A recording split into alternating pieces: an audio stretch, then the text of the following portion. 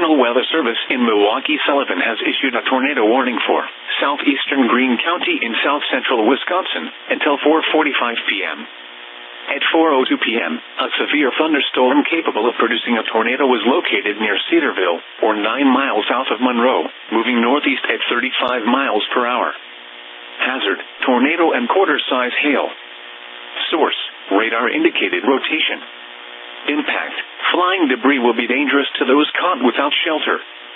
Mobile homes will be damaged or destroyed. Damage to roofs, windows, and vehicles will occur. Tree damage is likely. This dangerous storm will be near Broadhead around 4:20 p.m. Other locations impacted by this tornadic thunderstorm include Judah. Take cover now. Move to a basement or an interior room on the lowest floor of a sturdy building. Avoid windows. If you are outdoors, in a mobile home, or in a vehicle, move to the closest substantial shelter and protect yourself from flying debris.